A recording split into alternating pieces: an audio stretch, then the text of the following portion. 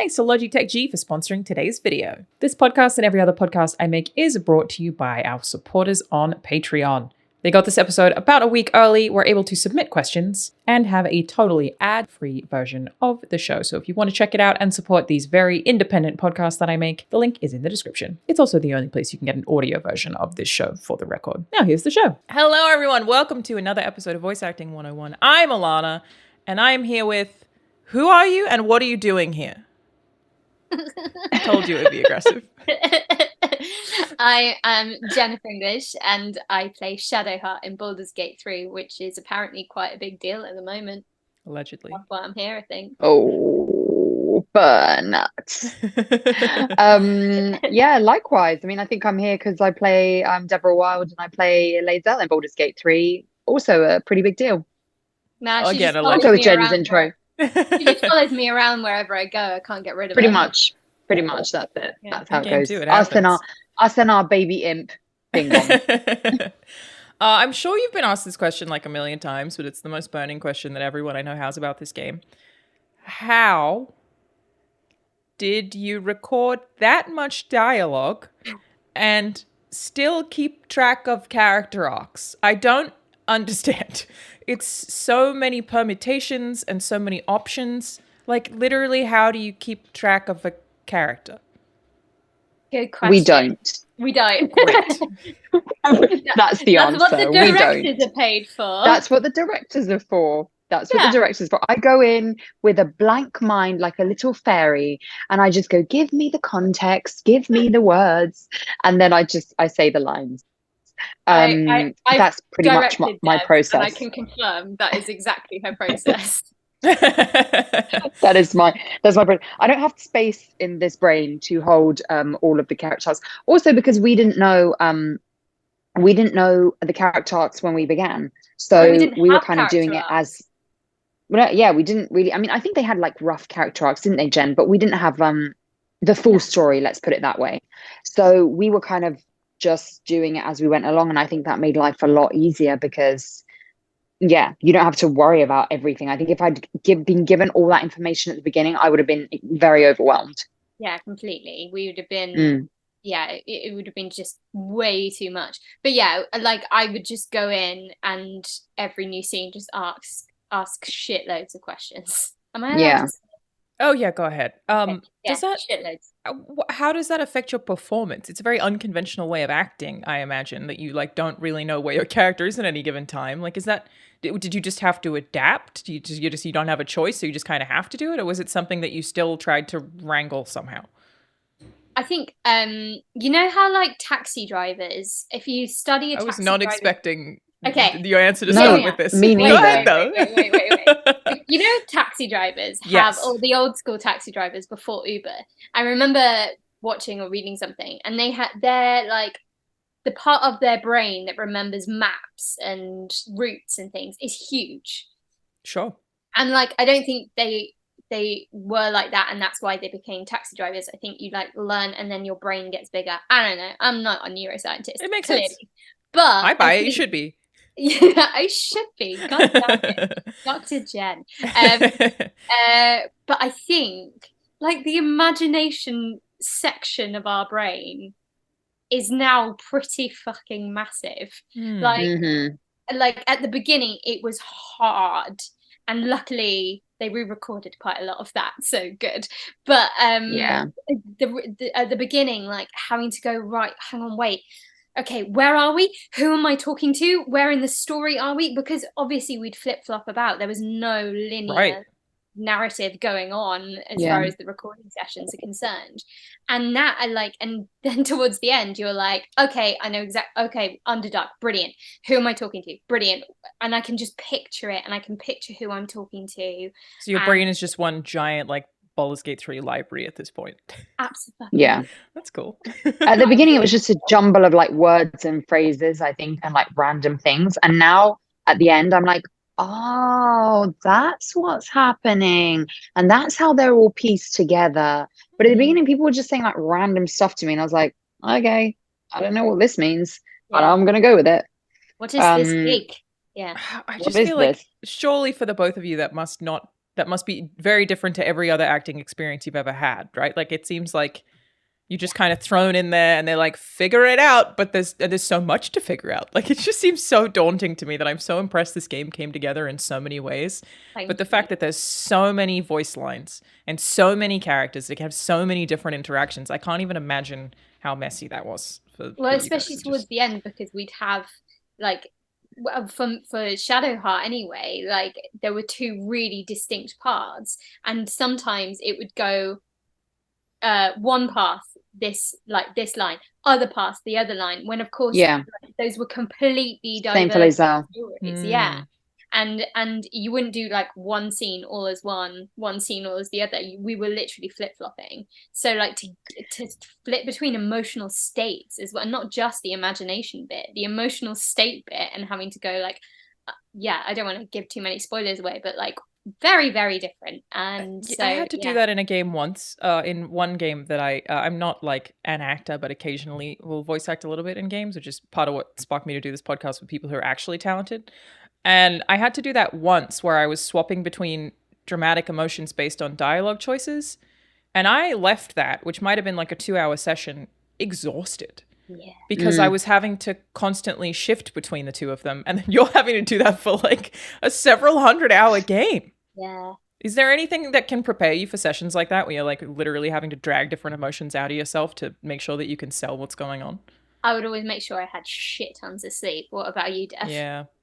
And just, I mean, I don't know. I think we talked about this in another interview, Jen, but like how at the beginning I was very prepared and like very sort of pernickety. And then as time went on, I'd sort of drop that preparation a little bit and just go in fresh, because then I'm not so like bogged down with all of it. And then I can sort of, and then I'm reading the script and it's fresh and I can be like, okay, then it's easier for me to sort of flip from one to the other, rather than, oh shit, now I'm reading the script, now I know that tomorrow I've got to do this, and now it's like, oh. So I much prefer going in almost like a blank slate and just sort of doing it like that. So how long did you actually record for? 4 years. That's so nuts. It's been 4 years. Yeah. 4 long years. 4 long years. Pandemic, like life changes. Wild. Crazy. Yeah, you're different people now. Like 4 years is enough for dramatic life changes. Yeah. Yeah. Been a lot. Yeah. So did you, if I imagine you started during the pandemic? Or just before? And then through. We even knew there would be a pandemic. Wow. Yeah. Life is different now. Yeah. Did you ever get to record stuff in the same room? It's entirely unfortunately not. I would have loved that. We really wanted to, and we asked for it, but I think there's just so many actors in this project, and scheduling would have been a nightmare, and also some of the scenes involve like multiple people, so it would have just been really hard to do that, but it would have been nice. There's one scene in particular between me and Dev, me and like Shadowheart and LAE'ZEL. And I wonder if it's the same one you're thinking that you might guess it is, but I like the spoilers. The knife scene. Knife scene. I was being really careful about. I feel like I don't think that's a spoiler. I think you're okay. That's not a spoiler. The game has knives in it, everybody. It does have knives and violence. Shocker. Yeah, there's a particular theme that might or might not involve a knife that I would really like to have done with Dev. Yeah, that would have been good. Instead we had to use a pillow. I had to straddle a pillow. You should do like a Zoom re-recording of all your favorite scenes. I'm sure they'd be down to do that. Do a little charity drive for you. I really want to do outtakes. I really want to find some bloopers, but I guess we've got to ask like if anybody stored those. I don't know, but that would be hilarious because there's a lot. Like they generally do store them. But I think going through them would be a lot of work. 4 years worth of material. Thousands of hours. Yeah. So to backtrack a whole bunch, where did you both start in your careers? Like how did you start out as actors, and what led you to the point where you got to Baldur's Gate 3? Oh, well, let's go back, way back. Well, this year marks my 10th year of being an actor. Hooray! Made it. Yay. That actually is a good yes, accomplishment. It's an industry full of rejection and constantly struggling, and it's not easy. So 10 years is exactly. amazing. Congratulations. It is. And a lot of, when I went to drama school, and a lot of my teachers and a lot of people would say like, so you've got to be in it for 10 years until you see like some sort of success. And I'd be like, no way, I'm going to go out and like win an Oscar. Obviously that did not happen, yet.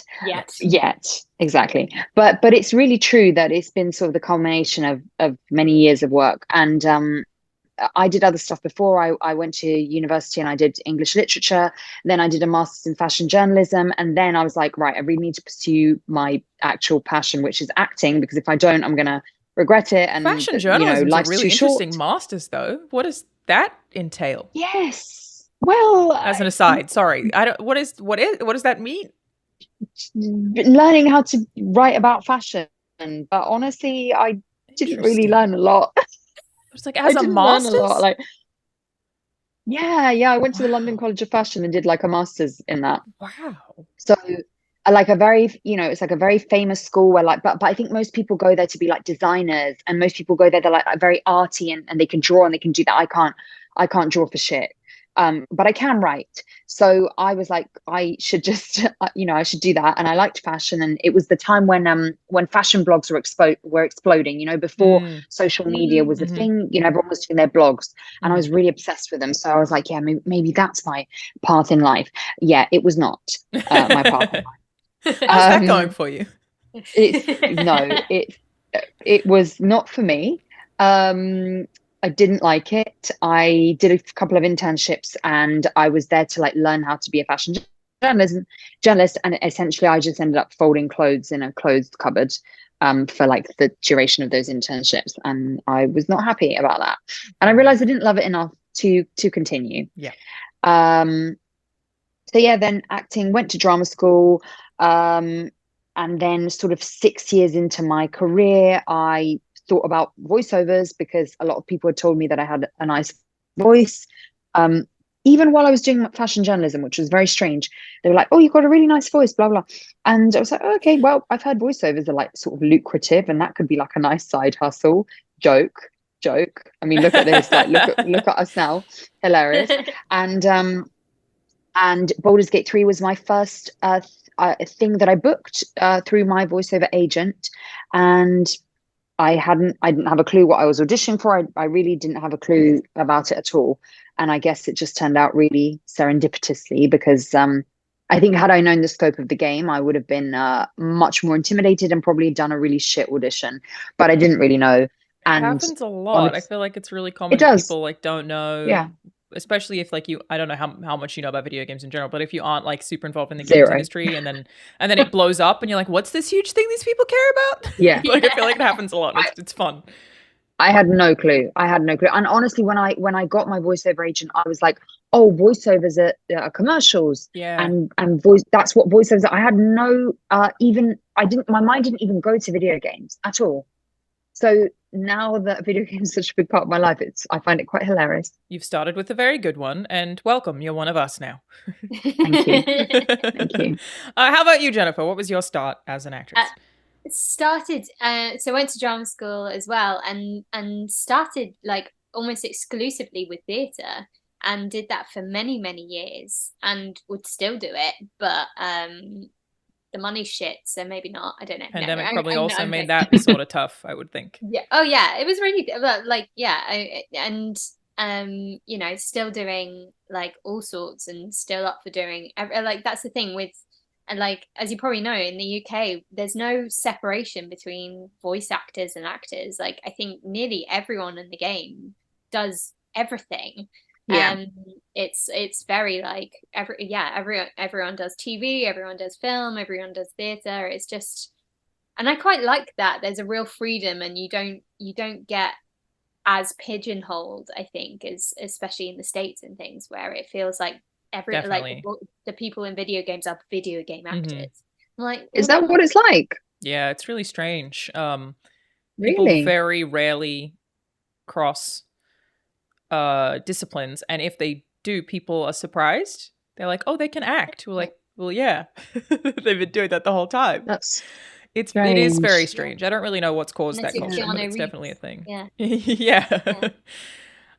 You both mentioned going to school, and I feel like every time that I've spoken to anyone from England or the UK in general on this show, they always have been to drama school. Is that like a big cultural thing in the UK where you feel like there's a big push for it? Because a lot of the actors here, like in the US and even in Australia, didn't study drama. They just like kind of showed up and started somehow someday. Yeah, no, it's very much the kind of I mean, saying that, the like having directed on this game as well, like it doesn't make too much of a difference whether like, and some of the best actors that I've worked with haven't gone to drama school. It's not a necessity here, but it is I would say definitely part of the culture and definitely expected. Is it a pressure thing? Don't know. I mean, the training is very good. Yeah, I think it's more the fact that you it's very hard to get your foot in if you don't go, because you can't join Spotlight obviously without having credit or going to drama school. So if you don't have a credit, then you can't get an agent without having it. So it's all like, it makes sense. It's all mixed. It's all sort of linked. And then I do feel like most agents actually, won't take you unless you've been to like a drama school, and not only any drama school, but like a certain drama school. I do think that things are changing now, and people are getting their opportunities more themselves, and people using social media, and people aren't going that route, which I think is great, because honestly, I don't think that I learned a lot at drama school. It is time to talk about the absolutely beautiful Astro A30 Wireless gaming headset. So first things first, obviously, this is a beautiful headset. In my opinion, it's super stylish, which I feel like a lot of gaming headsets aren't. I just feel like it's especially sleek, which is very good considering it's a headset that's more compatible with your lifestyle, not just gaming. The A30 Wireless lets you play anything, anywhere. It's compatible with PC, portable gaming devices, Xbox Series S and X, PlayStation 5, Nintendo Switch, so you can just jump between devices with the same one headset. And you can do so simultaneously. The Logitech G mobile app allows you to mix and balance audio from multiple different sources at once. I did not find a single scenario in which I needed audio that it was not the perfect fit for.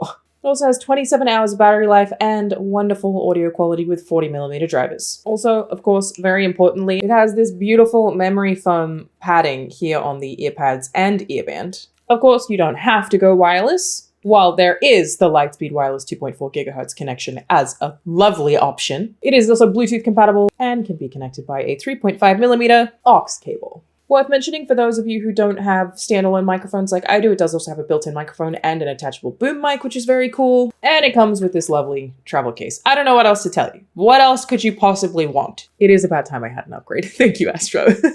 Across the board, I do feel like there are certain people who aren't geared to that kind of learning. And it sucks that we like gatekeep a lot of careers because there are certain people, like especially creative ones, because people like aren't compatible with the education system, and that's like a huge thing.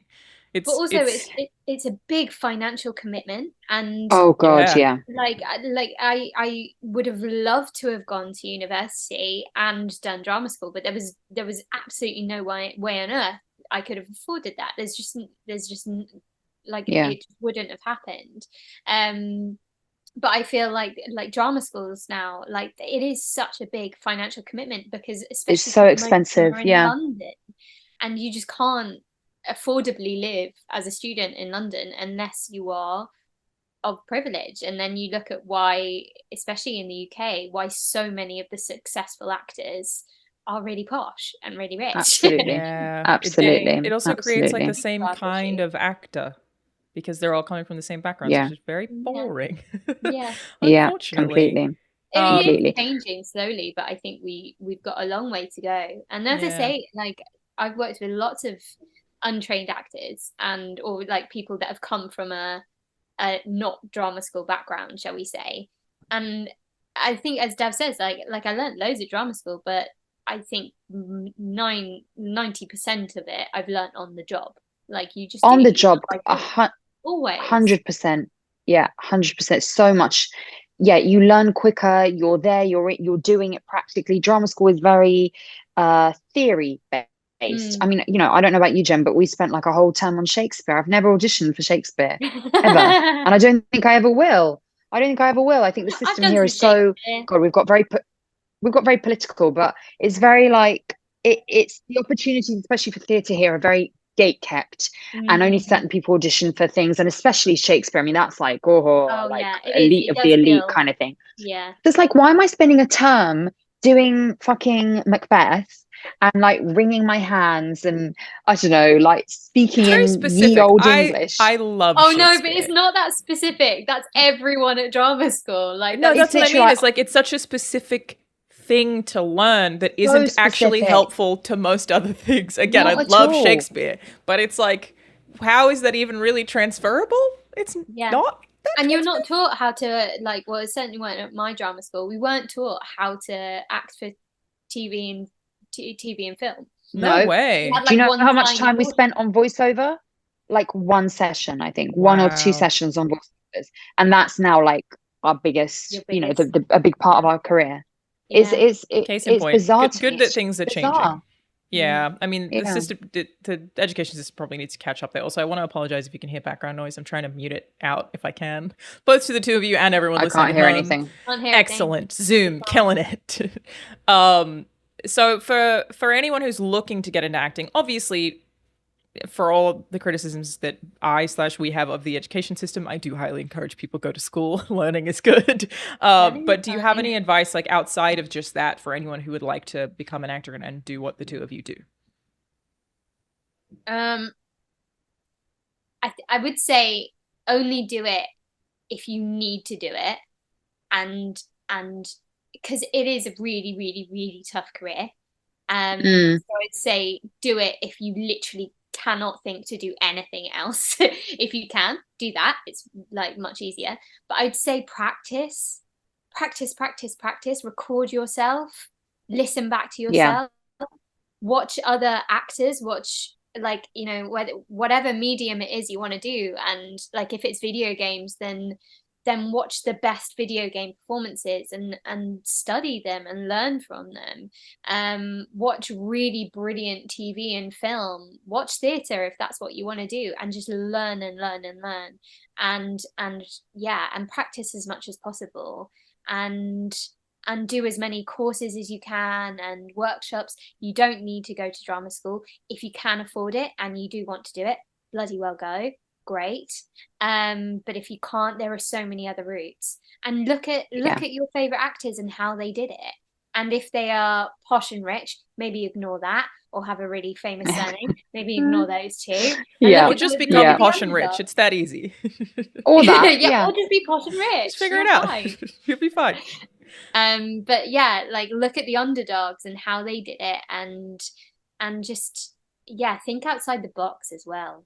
You know, you don't have to go the traditional route. I mean, this isn't the traditional route as far as the UK acting scene is concerned. Like, video games is still a massively new and exciting thing, and I feel like the industry is still the industry, but you know, the creative industry is still really learning about it and appreciating it in a different way.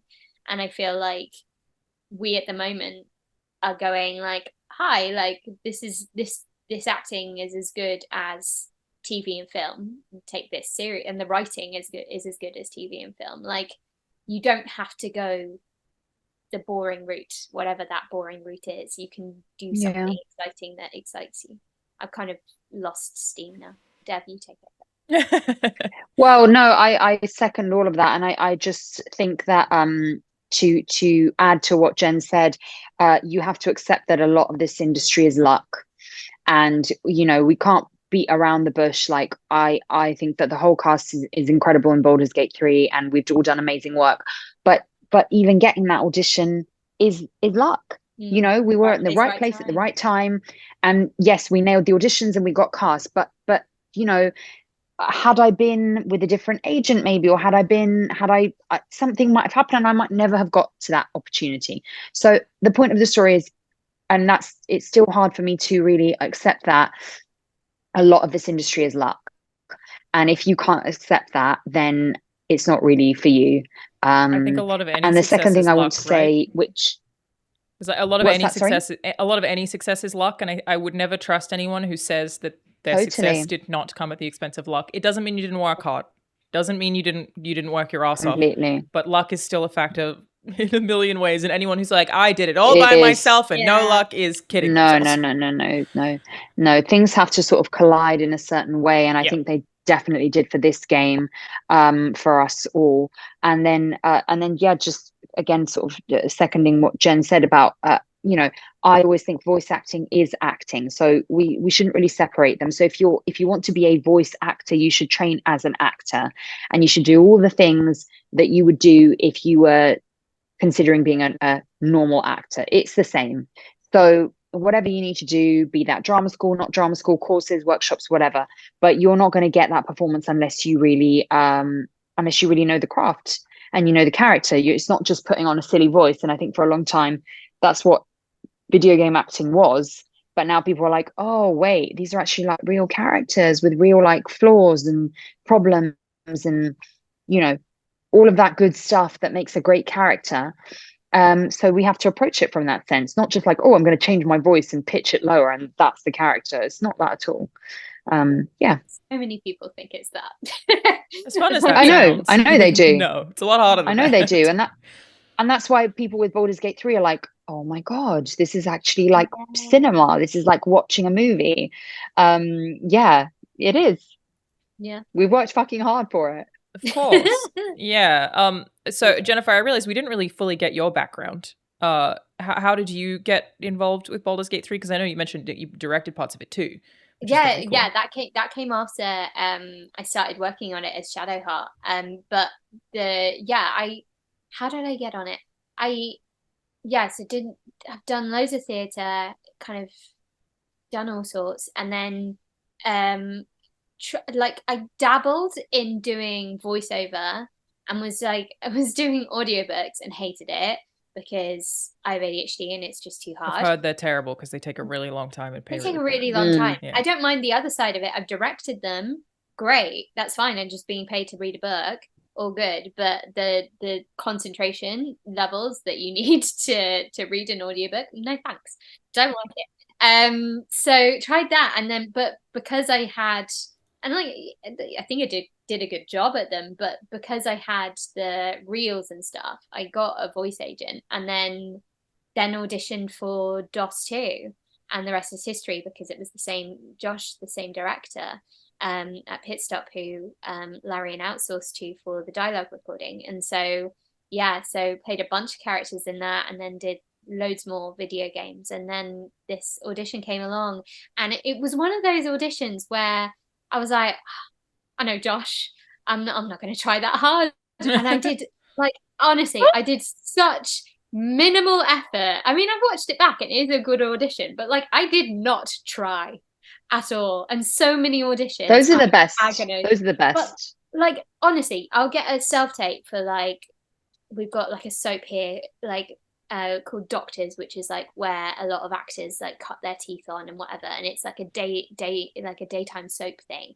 And no disrespect for Doctors, but I will agonize over it, and I will work so hard, and I will go to the depths of the character and whatever, and not get it. Those are the ones you don't get. Yeah, I'm literally voila, I'll just read it. Oh, there we go. I did not think about it, so I sent it off thinking I'd get a couple of NPCs. Do you know what I mean? I was really okay, that's it. I'll do a couple of kids probably, and maybe some, I don't know what, but yeah, I was not expecting to get one of the lead roles. So yeah, you both mentioned not really knowing what your role was going to be or how big the game was going to be. At what point did you realize that Baldur's Gate 3 was going to be a big deal? Was there a moment when you were like, oh, this is a big thing that people are really going to care about? I think I only just realized when the game came out, literally a month ago, 2 months ago, whenever it came out. Honestly, because I just had no context of this. Why are you pissing yourself laughing? It's true. I was going to say maybe a year in, a couple of years in. Did you? You're now. Well, no, because I knew it was I enjoyed it, and I obviously I loved doing it and everything, but I don't think I ever had a scope of how many people loved it. I just no idea, honestly. I just didn't know. I think maybe, to be fair, I don't think any of us expected this. I don't think anyone did. I didn't. No. no. Because we didn't know how well it was going to be reviewed and stuff like that. Like, yeah, the reviews have been like, have you ever seen anything like it? I haven't. But I think I knew it was going to be a big deal because in early access, like kind of I started to get messages from people, and I was like, oh, this means a lot to people. This isn't just I am entertained by this, it's like I am affected by this. And I think that gave me an inkling, and especially like I think I was lucky because I did go to Comic-Con. You couldn't, Deb. I think you were. No, I was just had given birth. That's why, yeah. Excuses. So, you know, women, lazy. You know what I'm saying? Honestly. Get it together. Yeah, just like whop her in. You should be fine. Whop her in. What a phrase. Whop her in. Amazing. How babies work, right? Yeah, I think so. Yeah. Whop her in. Yeah. Whack her on your back. Off you go. So I think that like I think Comic-Con like and properly meeting people and going, there's a face here, there's a person, there's a soul, and they love this game, and they spent hours and hours and hours with it. Sometimes like fourth or fifth playthrough, and you're like, okay, yeah. It's an incredible thing about video games that I feel like is unique to the nature of the medium, is that like video games can be 100 hours long. Baldur's Gate 3 can be 100 hours long. If you think about 100 hours you have to spend playing that, video games can be by people's sides for so many things. Like I distinctly remember the game I was playing when I went through my first breakup. It was Grand Theft Auto 3. And I know that because I was playing that game for however many hours and being like, oh, he sucked. It was fine. I know that now.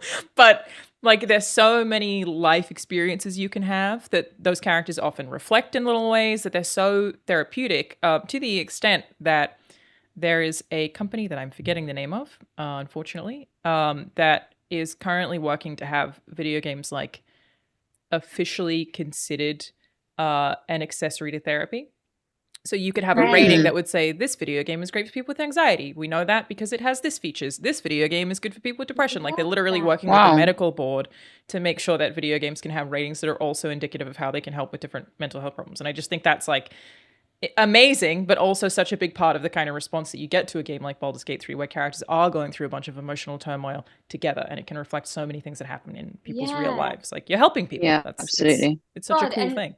Like, I don't know about you, Deb, but like, well, actually saying that, I was speaking to someone recently who was, and I forgot to tell you about this, Deb, who, I mean, mainly because it was yesterday and we haven't spoken today, but who was talking about their autism and about how LAE'ZEL has really helped with that. And it's the same with SHADOWHEART. Yeah, so cool. Like, it's so cool. Like people are it's helping people discover parts of themselves. And I think that's because we were given so much time, and the writing is so beautiful and deep, and because of all these diverging paths, like allowing us to explore so many different parts of a particular humanoid, in your case, but or like, you know what I mean. Like it's meant that people can properly see themselves, and as you say, like it's not just a film, it's not just an hour and a half, it's not passive as well. It's like you are doing it, and I know with autism specifically, sorry, I'm just like derailing because I think this is so cool.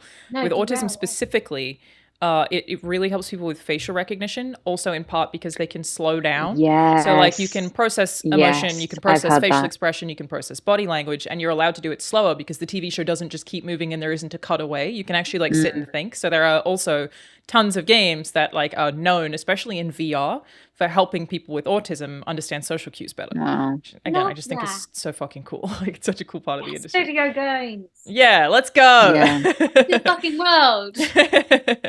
I had somebody comment on one of my videos. I can't remember whether it was on social media or something else, but they were like, thank you so much you have such an expressive face, and I'm like autistic, and it's really helping me to understand like all your emotions. This was not necessarily to do with Baldur's Gate 3 because we didn't do facial capture, but it just made me think of your comment. So yeah, it does help. It's definitely such a cool avenue to help, even if it's unintentional, which, you know, is absolutely more of that. So how much attention did you both pay to reviews when they came out? Like, did you know review day was coming? Was it something you were anticipating? Like part of the dev team sitting there waiting for the 10s to come in? I wasn't planning on it, but I think when they kind of flooded in and they were all really brilliant, I couldn't help but go, okay, let's have a read. Tell us nice things about the project we've worked on. Yeah. And also being on social media, you're kind of like, it's unavoidable really, isn't it? True. Yeah, I'm sure people they were sent on the group chat, weren't they, as well, Dev? Yes, yeah. We have a group. We have a Baldur's Gate group chat. Very nice. So people kept like posting on there, and that was really nice. But I don't know, I think a few of us were quite nervous about it. I don't think I was like nervous necessarily, because honestly, I even though I had no context of how big the game was, I knew that it was good. Yeah, I knew that it was good. I didn't have a doubt that it was going to be like shitly reviewed or stuff, because everyone was just so good on it. But I think a few people were like, oh God, what if it's not well received, or but actually it's got such great scores across the board, and it's just wow, I can't believe it, honestly. It just because it's been such a big chunk of our lives, and now to see it all coming back and in such a positive way is really massively rewarding, actually. It's almost definitely going to win some Game of the Year awards, not to jinx it, but like I'm pretty much hopefully positive. Like I would definitely think so. Yeah. Well, just like if it does, like even if it doesn't, I'm like, well, whatever, we've achieved so much. But if it does, it just reflects the proper passion of everyone involved. Like, I don't know, it's just like there's something just so special about it, and like even reflected in like the actors who just give so much of a shit about the audience and the community, but also about Larian, like they care so deeply about it. So I'm like, if they do, it would just be the most perfect karma, because it's like, your work is good because you know that you all cared and that all the people you're working with is very talented. So the public stuff doesn't invalidate or validate that. It's just like a nice cherry on top. Like if it does happen, great. If not, you still know you made something amazing, right? Like it doesn't take away from that. And Larian have such a sense of humor and a cool vibe around this whole process, and I love that. I think they don't take themselves too seriously, while at the same time putting everything into this game, and they've given us so much freedom to do whatever we want with the characters, pretty much. So it's just been a real treat to work with them. But it still doesn't come across as pretentious. Like a lot of effort, a lot of care, but it's not pretentious or. I think that's the difference between like a company that takes the work seriously but not themselves seriously. Yeah. And I think that's absolutely exactly what that's I it. With. Yeah. And it's it's the same with us as well. Like I think like the actors, like it's like, I don't know. That's why I love Dev so much as well. Like, she's so good at her job, but is also a goofy goofball. Yes, we all are. We all have to be. Yeah, taking yourself seriously is boring. How many like Let's Plays or streams have you watched? Like, have you gotten involved in like watching people react to certain moments? A bit. Not too like there's a lot of it. A lot.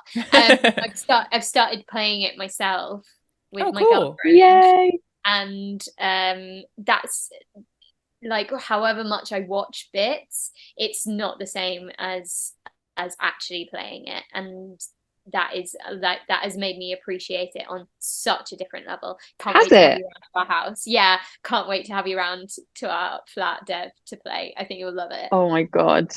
I can't wait. I assume you've not played it then, Dev? I've not played it, and I found out the other day or whenever it was that they've now got a patch where you can play it on a Mac. And I have a Mac, but I feel like my Mac will die a very painful death if I try and give it Baldur's Gate 3. So I don't know really what to do about that, but I'm desperate to play. I'm so desperate to play, and I'm not like a gamer at all, but now seeing everybody and seeing everyone's reactions, I'm like, I really want to play. I want to do some battles and like it's hard. Make choices. It's really hard. It's hard. Is it hard? It is hard. Yeah, it's tough. Yeah. Yeah, really. Why? Like, what's hard about it? You can just get your butt kicked. There's lots of buttons.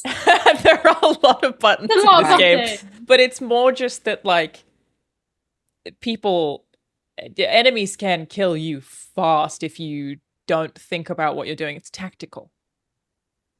You have to think about Right. You can't just sort of like click a button like you can in some other games. If I didn't play it, I played it on because Alanah and I have started streaming, and if I didn't play it with 2,000 people shouting at me what to do, I would have died. I was like, backseat game for me, guys, please. Like, honestly, and it's such a complex game. Again, it's incredible. Like the game's so complex that there are things that you can miss without even knowing that you've missed them, which I think is part of the appeal, is that it's just, wow, you never really know what's going to happen. I didn't know that there would be an interaction where I would smear shit on my face in order to make some goblins let me into a camp, but here I am. That's a thing that I did in this game.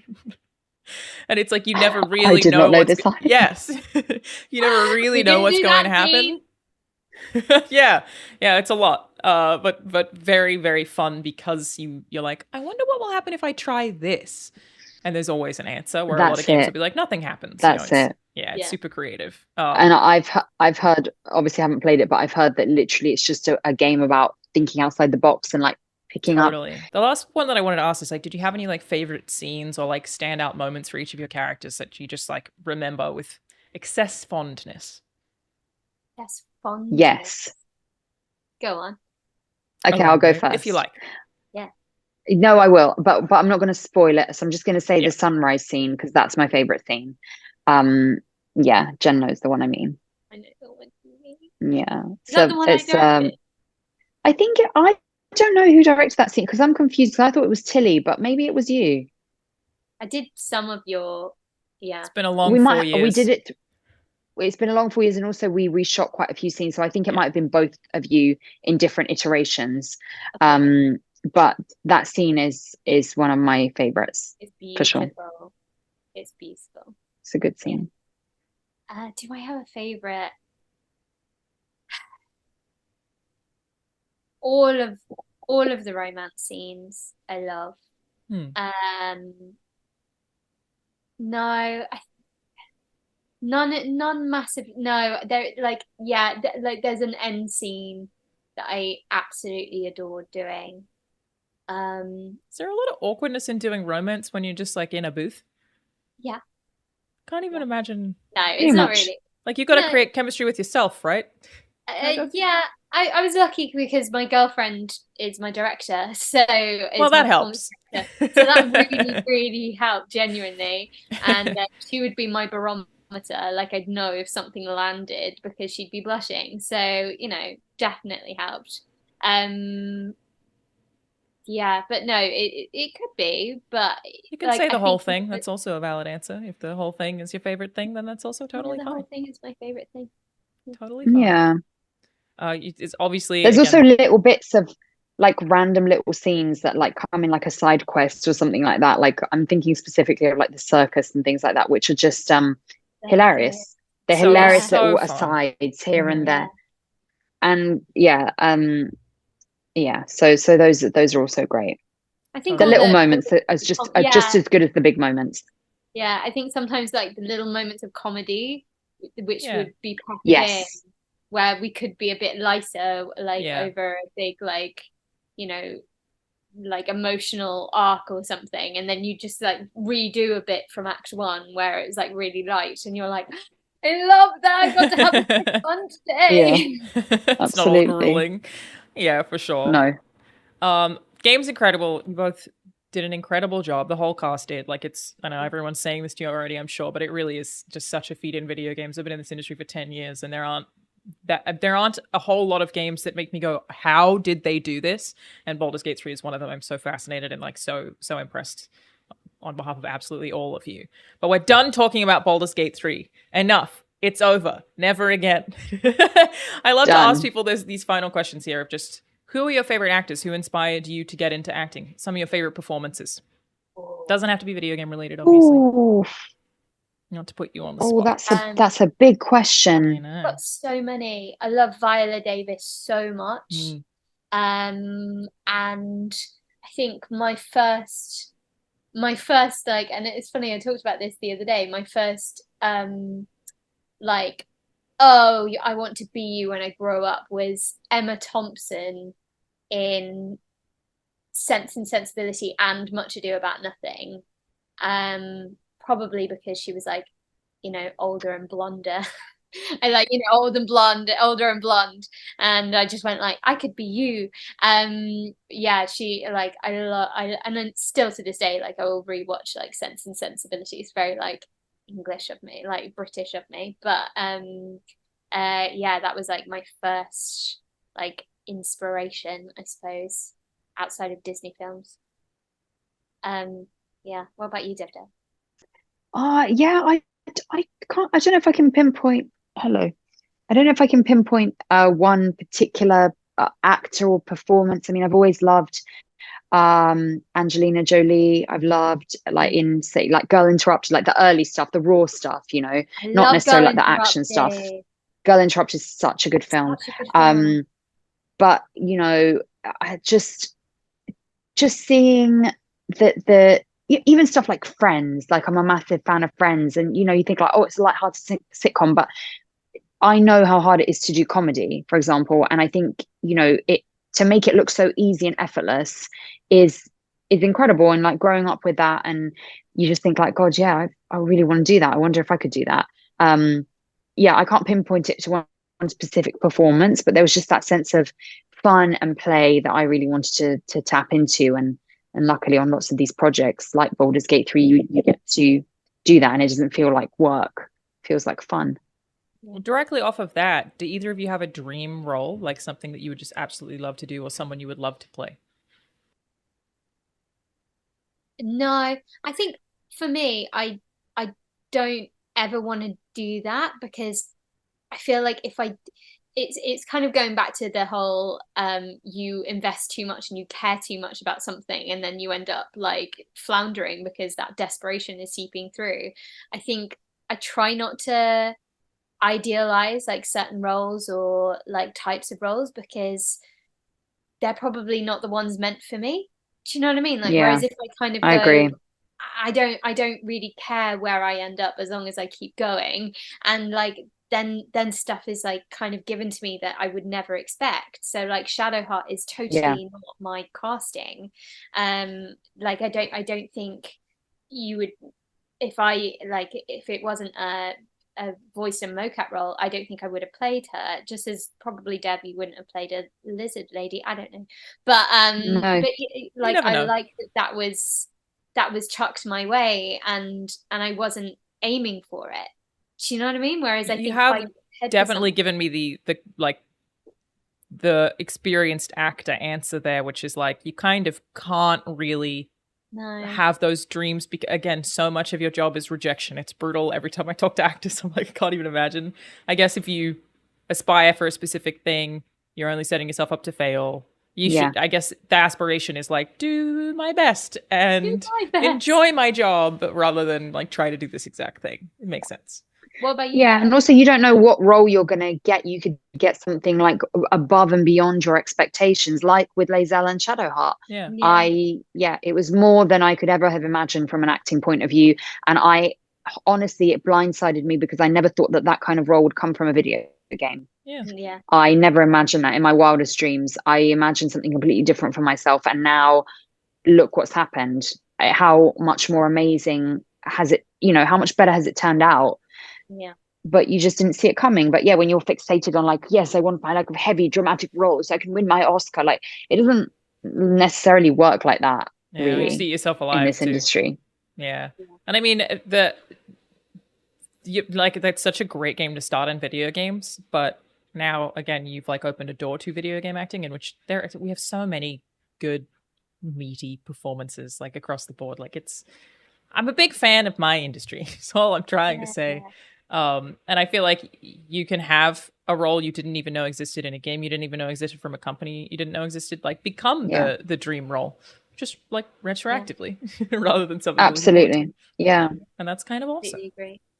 That is all we have time for today. Where can people find you? What are you up to? Is there anything you'd like to give a shout out to? You can find me on Twitter, on Instagram, and on TikTok. Just search for my name. Otherwise, that's actually all I have to say. about that. Beautiful. You'll find plenty of content. You'll find plenty of content there. I really don't need to say anymore. TikTok is one of my favorite things in the world. So noted.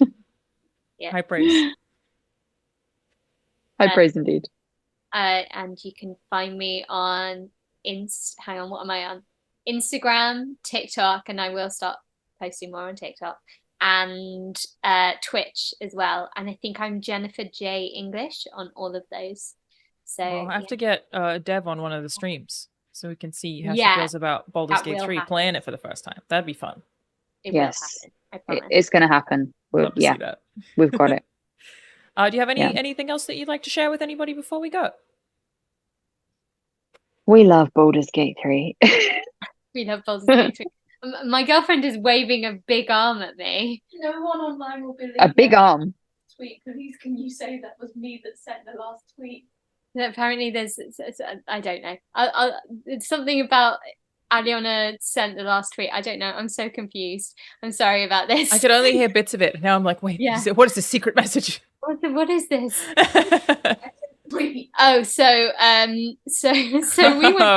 we accidentally went viral because we on a stream, Alanah questioned whether my girlfriend questioned whether Shadowheart was her favorite or whether it was LAE'ZEL. and I think we all know the answer to that appropriately. Anyway, apparently she's just sent a tweet to say that Shadowheart is in fact her favorite, like clarifying, and now nobody believes her. So, it's too defensive now. I sent it, and I would like to clarify that I did not send it. That Shadowheart is her favorite. You have an alibi. Yeah. You are doing this podcast Sure, at the time it of is. recording. You definitely didn't hold a gun to us slightly off camera, demanding that you tweet that. Yeah, I did not hold any gun. There doesn't no, need to be a gun. definitely didn't do that.